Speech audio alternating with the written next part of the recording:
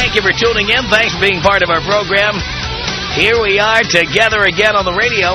And Mr. Nice Guy writes in. You can sense trouble immediately.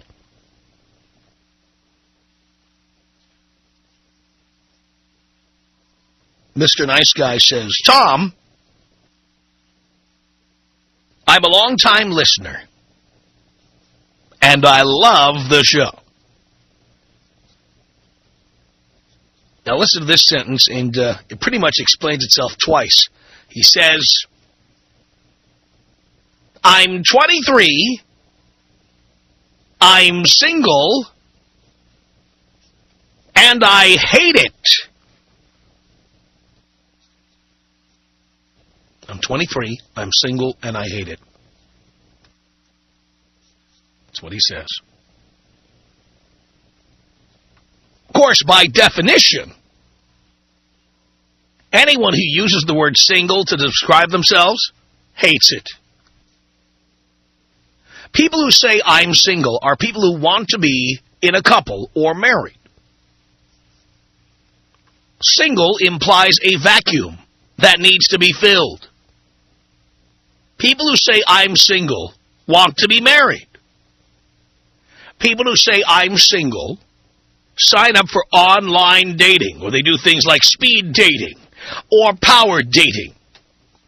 People who say, I'm single, go on singles cruises. People who say, I'm single, join groups in church basements, synagogues, wherever, to meet other, quote-unquote, singles, other desperate people looking to get hooked up with somebody permanently. There is a stink of death, a smell of desperation, an appearance of flop sweat with anyone who says, I'm single. I'm single is a desperate cry for help. It implies that something is broken and needs to be fixed. I'm single, but I don't want to be single. I'm single, as Mr. Nice Guy says in his email, I'm single, and I hate it.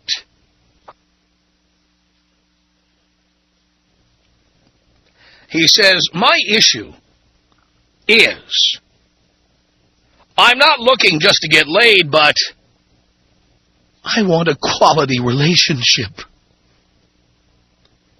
I am a man of moral standards. Whatever that means. Means you don't like sex very much. That, by the way, is the saving grace for people when they don't like sex very much. They love to talk about their moral standards. Most people who love to talk about moral standards, meaning they don't like to have sex, they don't plan to have sex, or they don't have sex, they're making an excuse for not liking sex, not wanting sex, or not being able to get sex. I'm a man of high moral standards. And I've never given a woman an orgasm, and I'm proud to say it because I am a moral individual. I don't do things like give women orgasms. I give flowers. I open car doors for women, but never, ever would I give them an orgasm. That would be wrong. I have high moral standards. Equals, I have no game. He says, it's hard to find a woman with the same values I have. Well, we'll talk about that in a minute because it's not that hard. There's plenty of women who don't like sex. That's easy. He says, I guess the saying, nice guys finish last, is true. You kidding? We've been saying that since the beginning on this program. Nice guys don't get laid. Nice guys finish last. Women hate nice guys. All of that. It's true. Remember the letter we read on the air to that Carolyn Hacks at the Washington Post? The woman who said that she knows a nice guy. She's been dating him. She doesn't like him that much. She's not attracted to him. She even prays that one day she'll be more attracted to him. What she really wants is a guy who's a jerk. And Mr. Nice Guy is finding that out. He says, I'm just wondering, does a nice guy like me have a chance of a good relationship? Any tips you could give would be great. Signed, Mr. Nice Guy. Mr. Nice Guy, the problem, and this is what I said I would get to here, the problem for you is that the kind of women you can expect to get are the kind that people like me don't want. Average-looking women, women who like to attend church activities, women who like to attend, religious classes, Bible study. I mean, that's where you should be looking for women. Well, Dean said fat women, but that's pretty much a redundancy when you go to some of these events, church basements. That's what you're going to get. You see, your problem is you have the attitude of a religious person. But my guess is you go looking with the non-religious types. With the non-religious types dominate. Bars, clubs, right? Discos.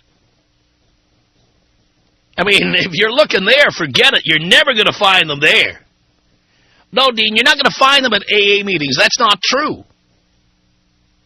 At AA meetings, you find other codependent people who are in AA meetings because they can't stop drinking and effing. Or doing drugs and effing. That's what they do. I've known of more than one person in a 12-step program who hooked up with somebody at a 12-step program who has some of the same weaknesses or shortcomings that they had. I mean, can you imagine going to Sexaholics Anonymous meetings?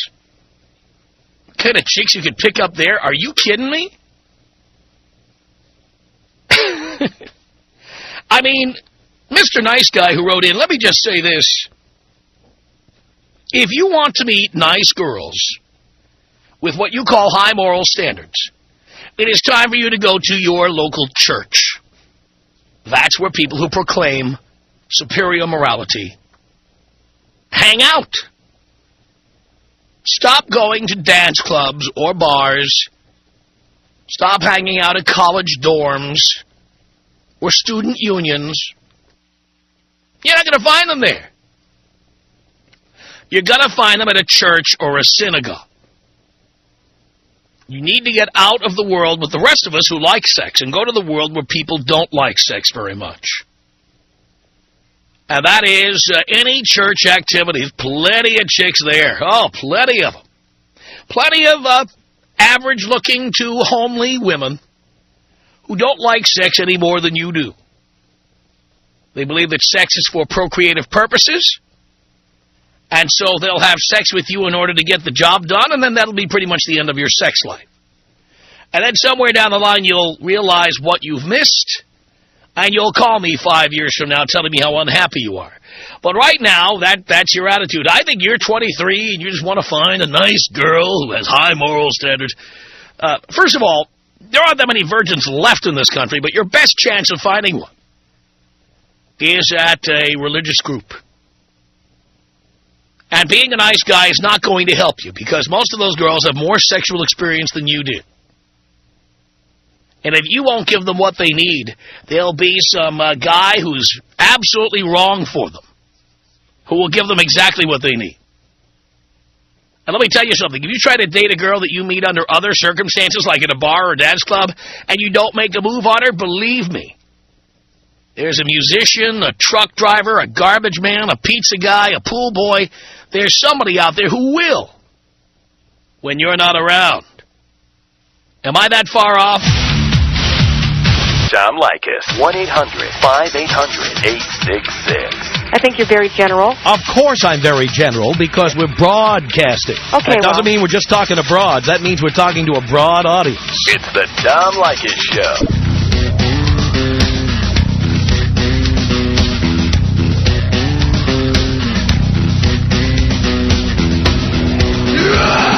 The Tom Leykis Show.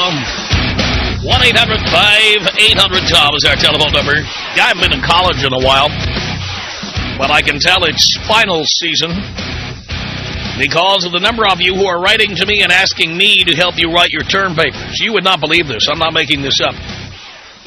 People writing to me and saying, oh, I'm writing a paper about the living wage, and I was wondering what your arguments would be for and against. And then they expect me to, write back to them so they can cut and paste my work and put it in their term paper. It's not happening. Stop. Stop doing this, please. I just got another one. Would you answer these 10 questions? And they don't even, ask to call the office so they can, ask me the questions and write the stuff down. They want me to sit there and type out answers to 10 questions. What would be the arguments for and against? Could you just write down the argument? Yeah. Yeah, I'll be doing that. You got to be kidding me. You're right, Dean. If I'm not getting paid, I'm out. You should do what other students in college do. Plagiarize. I'm sure the answer is somewhere on the web. Just Google your question or go to ask.com, write the question in the form of a question. I'm sure somebody has already written about your subject. And then hope you don't get caught. How lazy can you be to write to a radio personality and ask him to write down all the arguments you're going to put into a term paper? I, who do not even have a college degree. I do not have a college degree. I dropped out after 2 years. I went broke. No, Dean, no one's asked me to write the thesis. What they do is they ask, the core question. And then want me to, compare and contrast, elaborate, give them footnotes. I'm not kidding. You would not believe the detail of some of these emails. They want me to write in detail about stuff. Could you write the history of the FCC and broadcasting and your position on whether the government ought to be censoring programming? Yeah, I'll just write that down and email that to you.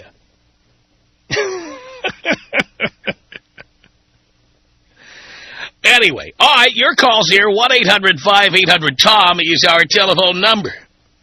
Eileen on the Tom Leykis Show. Hello. Hey. Hey. How you doing, Tom? I'm doing okay, Eileen. I was calling to just give you some info on, good girl, bad girl, the relationship about being moral. I find myself a person of pretty high moral standards, but I don't think that you can't have a good sexual relationship. And being in a relationship doesn't mean that it's weak. When people say they are a person of moral standards, that is a buzz phrase that generally means... Yeah, and I usually don't use that phrase. I just, commenting on the guy that did call. Well, you don't use that phrase because people who do use that phrase would misunderstand what you were talking about. Well, I mean, I'm a person of high moral standards. When I borrow money, I pay it back. Right. I don't steal. I don't kill. I treat other people the way I would like to be treated. But I love to F and F and F again. So the people who use the phrase, I have high moral standards, come on, wink, wink, nod, nod. We know what you're talking about. You don't like sex. Yeah, well, I was just calling to say I do. And, I am one of those people that I think of myself with good moral standards. But, if he wants a relationship, that's the big department. And if he's lacking that, then he needs to go get some counseling because God never said you can't enjoy sex. And that we're not supposed to. Actually, he does say you can't enjoy sex when you're not married. Well, yeah. And you see, you have turned the Bible into a Chinese restaurant menu. You have one from column A and one from column B. Right, true, but a lot of people do. And, yeah, but the point is, if you are a follower of the God in the Bible, you are doing what you're not supposed to be doing. Yes, but we are all sinners. Everybody. That's a nice, easy excuse. As an atheist, by the way, I don't really care about any of this stuff. But how convenient that you pick and choose, like you're mixing and matching. You pick and choose the parts of your religion you choose to observe. Well, no, I try not to pick and choose. I do try to follow No, you what the don't. Bible does say. Well, why don't you wait until you're married to have sex? Well, you know how that goes. In today's society... Well, today's society has nothing to do with it. Well, by the way, today's society, the Bible is a joke, okay? But people like you love to cite it and conveniently leave out the parts you disagree with. Our whole law is based on the Bible. No, it really isn't. Yes, it is. Really? So where does it say in the Bible that you can go to Iraq and start killing people? Well, in the Bible, it does talk about war, though. It does talk about war. And if you're defending your country, I mean... Yeah, but then the question is, by going to Iraq, are we defending our country? And you see, I don't want to get into that, and I hope the Dean will respect me as the screener. I won't get into that either. Because I don't want to have other calls about this subject, because that's not what we're talking about. But the point I'm making to you, dear, is that it's one thing to defend yourself when you need to be defended, but when you go to Vietnam, for example, did God intend for people to go to Vietnam and start killing? Oh, Tom, my phone is cutting out. How convenient. 1-800-5800-TOM is our telephone number. Christy on the Tom Leykis Show. Hello. Hi, Tom. Hi, Christy. First of all, I think that you're really intelligent, so I'm actually calling you for some advice. All right. And I've been going through a relationship for like a year, and I have the same issues as the first guy who wrote in and started this topic about the whole meaningless sex thing. So I've been saying... Wait. Stop right there. Meaningless sex. Yeah, that you can't... Now, is that your way of rewriting the Bible? No. In other words, it's one thing to say of moral standards, but now instead of waiting until you get married to have sex, now the moral standard is whether sex is meaningless or meaningful. I guess, kind of. Because the Bible demands that you get married before you have sex. Otherwise, it's called fornication. Something you're not supposed to be doing. So the guy who wrote in was talking about getting married to somebody and having that type of a relationship. He didn't even talk about that. He said he wants to have a quality relationship. It's clear when he says, I'm single and I hate it, he would like to get married. Well, First, he has to have a relationship. Right now, I'm going through the process where I might be single, and I hate being single because I like being able to engage in that type of physical relationship with somebody, and I can't just do that with anybody. So is it my question? Why? Because of religious reasons, or why? No, just me personally. I can't enjoy like going out with random people that I don't know. I just don't. I don't have that type of connection with them. Right. Well, he has different reasons. He has quote-unquote moral standards. No, for me it's more of an emotional type thing, which I'm sure it is with most females, but would that be something worth working on a relationship for if you have a great sex life and all that stuff? It's just other stuff that bothers you, like... Well, you're going to have a hard time meeting people like that unless you go to the places where they congregate, like a church. I mean, think about it. People who go to bars, what do they go there for? They go there to drink alcohol, so they lower their own defenses and the defenses of the people they're buying alcohol for, so they can get them to break down and come home and have sex with them. Yeah. People who go to dance clubs have an excuse to touch people inappropriately, drinking alcohol all the time, ultimately to take them home and have sex with them. That's the purpose of it. I know, and that's something that I can't put myself out there for. So you need to go to, like, church bake sales or something like that. You need to go to little religious events, go on religious retreats. You wouldn't recommend trying to work out the relationship that I'm already in, though? Well, let me what kind of person are you with? Well, our problem stems from him being an alcoholic and drinking and making big scenes where he would embarrass me when we would be out in public together. So you're dating an alcoholic? Yes. Oh, I don't ever believe in getting into the quicksand and trying to fix people. By the way, he was an alcoholic when you met him. Yes, he was. And you knew it. And that's a flaw in your character that you would want to get involved with somebody who's an alcoholic. Because I thought I could fix him. Yeah, but you can't fix anybody. I know. And that's why you shouldn't work on this relationship. Because you shouldn't be fixing a relationship where your primary job is to fix a person. Okay, well, thank you. You answered my question. Do you disagree? No, I totally agree with you, and a big part of me is telling myself that, but there are other, like when I get lonely, I think how much easier it would be. I already know that he wants to work things out. I see. So sometimes you're just plain lazy. I guess. Well, all alcoholics want to work things out. That's what they want. They want to work things out so they can get things back the way they were, so they can continue drinking and embarrassing you or whatever they do. Yes. And I have a family full of alcoholics, heroin addicts, a lot of that in my family. Mm-hmm. I know all about it. Okay, well, thank you. I know what to do. It's just hard to tell myself to do the right thing. Just do it. Okay, well, thank you for your time. All right, dear. Thank you. 1-800-5800-TOM is our telephone number. Diana, you're in Sedona, Arizona? Absolutely. Now, yeah, our show's not on the air in Sedona, is it? Yes, it absolutely is. 1015 comes in my little car here. Are you serious? I am serious. Wow. I used to listen to you when I was living in New York, and I was very impressed that when I heard you one day on this 1015 here in Arizona. Wow. You know, one of my 4 marriages took place in Sedona. Well, congratulations on that. Thank you. It's on my travelogue, yes. All right, dear, so you're dialing in from Sedona, and for people who don't know, Sedona is about 100 miles north of Phoenix. Yes. Yes, and I have been telling lots of people about your show and trying to get them to tune in here because I believe that people can get this station.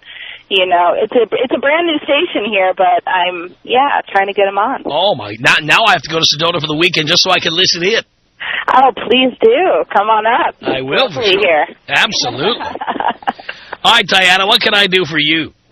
Well, I have been listening for a long time, and there have been lots of issues that I have wanted to call in about, or I've been listening for. One of them is, I have to say, Tom, I'm a single mama.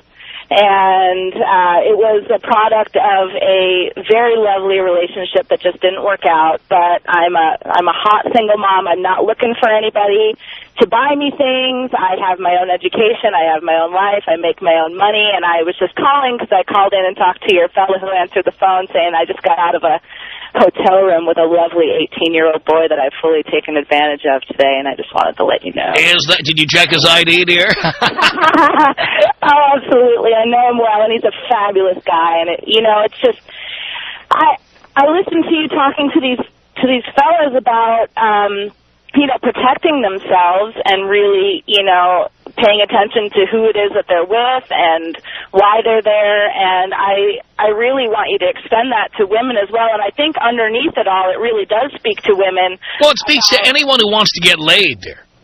It's true, but above and beyond that, people taking care of themselves and being self-sufficient adults is really important. This day and age, women need to be self-sufficient. I was with a very wealthy, very established man, and it didn't work out. And if I had put all my eggs in that basket, I would have been SOL. And I'm glad that I didn't. I'm glad that I had my education. I'm glad that I, worked on my own career and whatnot in order to make sure that I wasn't going to end up like these gold diggers who are out there just to get the men to spend more than their $40 on a date. Yes. I think that it's important that us women, we really, do for ourselves in order to be an equal partner with all these fellas that you're teaching these naughty tricks. And they work, too. Absolutely. But, Tom, I love this show, and I think that you really do speak volumes, not only about the way that humans can interact with each other and adult people can interact with each other, but on world issues, on politics. I really agree with everything that you say, and it's fun to listen, and I'm so glad that we get you here in Sedona. And I wasn't able to make your party down in Phoenix, but yeah, I don't think you'll have much success here in Sedona having a party. Maybe 5 people will show up. Well, I think if I come to Sedona, I'm going to have my own little party. You know what I'm talking about? Well, give me a phone call. I'd love to hear from you. Oh, really? Absolutely. Oh, well, maybe I will, for God's sake. Tom Leykis. 1-800-5800-TOM. Tom Leykis. 1-800-5800-866. After you bang all night, who wants to get up out of bed and go home? Me. That's exactly what I want to do. The Tom Leykis Show.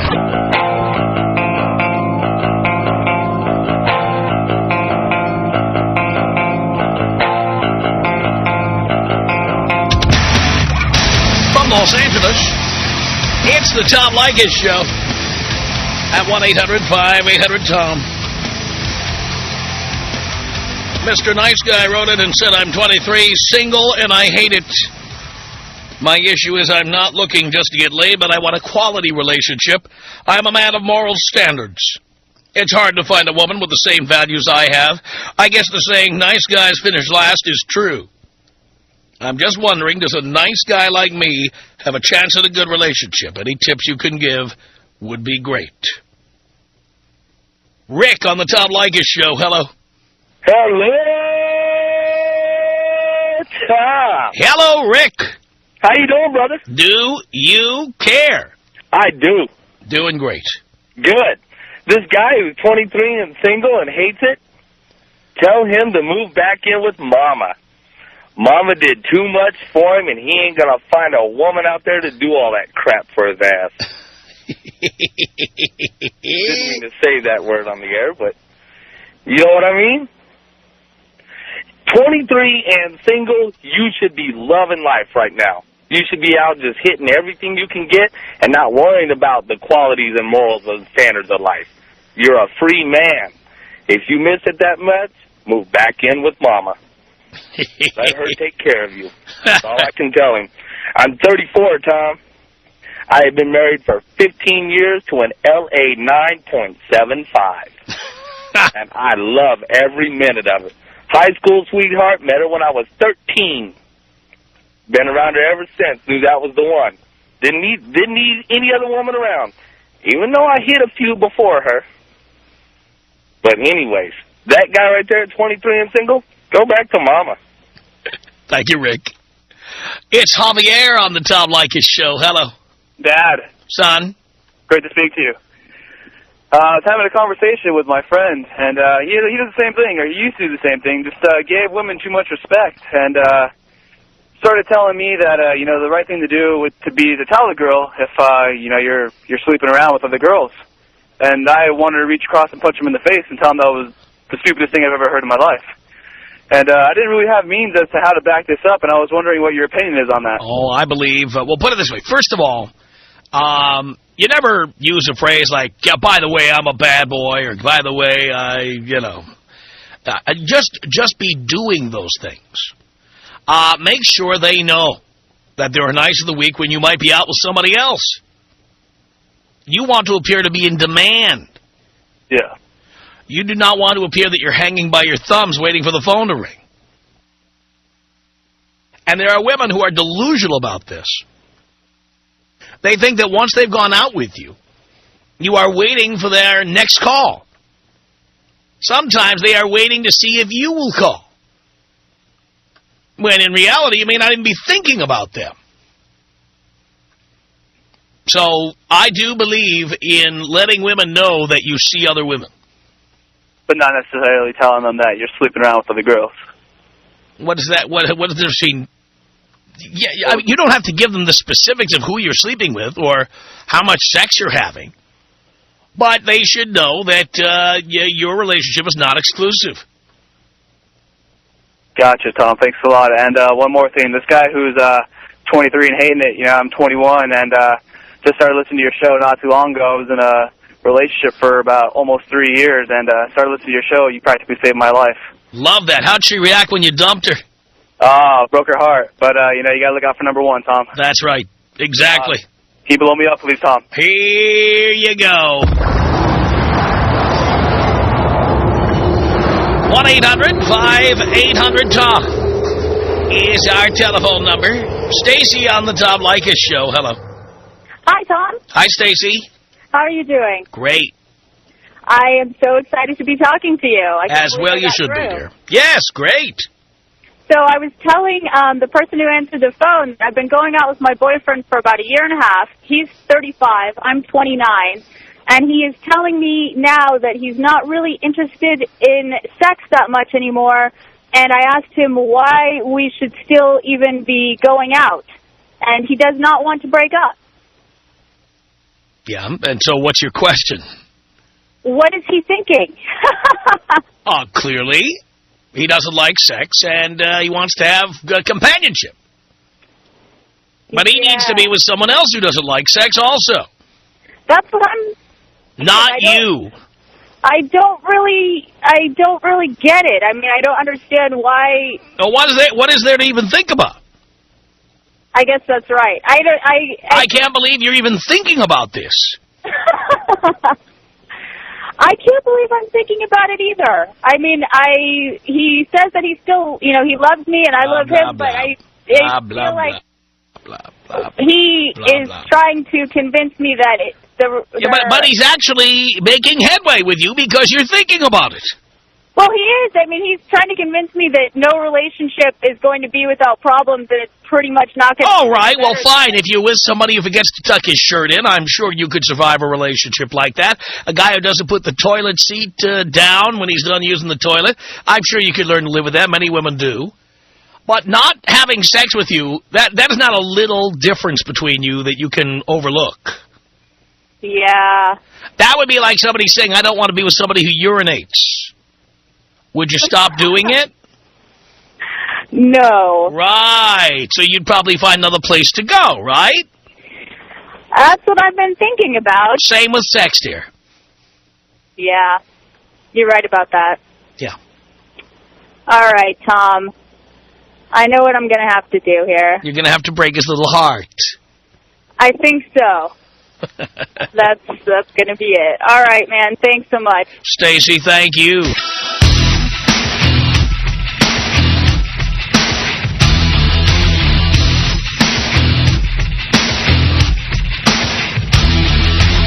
It's the Tom Leykis Show. At 1-800-5800-TOM. It's Alexis. Hello. Hi, what's up? How are you? I'm doing great. Okay, it's a miracle you didn't ask me, do you care? No, I do, though. Well, anyhow, I'm a 23-year-old single female, and I wanted to talk, give a comment about that guy. I mean, most men are intimidated by women, and that's what I... Why do you say that men are intimidated by women? Because lately, I've been trying to talk to people, and it's like, oh, well, I was scared to talk to you because I didn't know if you were married or blah, blah, blah. I don't even give off that impression at all. Well, obviously you do. You're in denial about it. No, I don't. If people think that, that's the impression they're getting. You think? I don't know. Clearly. I really don't, and I've been told that... You don't think you do. I am they're afraid to talk to me. I mean, one of them was even afraid to look at me. And why would you do that? I mean, that's insane. And you're telling me men are telling you they're afraid to look at you? Well, I've had a few guys tell me that. Are you scary looking? Oh, my God. No. That's how pretty I am. Just kidding. What do you look like? I look like a girl, of course. I'm not one of those... I didn't say that. I'm sorry. Yeah, you did. I don't know. I don't know how to describe myself. I have brown eyes, brown hair. I weigh 140. I stand 5'2". I'm short. I do know that. So, and you've got junk in the trunk. Yeah, of course. In a big way. Yeah. My butt is nice, I think. But it's more than you've got a butt and a gut at 140, dear. Yeah, but, I mean, there's nothing wrong with... I mean, I don't want to be bony. That's nasty. There, we're not talking about being bony. There's something in between bony and having a beer gut, like you. Oh, no, I wouldn't say it's a beer gut. I would just say I'm thick, but not fat. Thick is fat. No, it's not. Of course it is. It's fit and it's comfortable, and I don't look at it. Well, dear, you may be comfortable, but it's not necessarily comfortable for us to look at. I have enough cushion for... Cushion for the pushing. Yeah, yes. Well, again... And it's comfortable. You have to set your sights lower. What do you mean? Because men who are wealthy or successful or desirable, they can do better. You think? Absolutely. Well, I wouldn't say they could do better than me, but... I know you wouldn't say it, but they would. They're the ones who count. Unbelievable. Some people are in such denial. The Tom Leykis Show.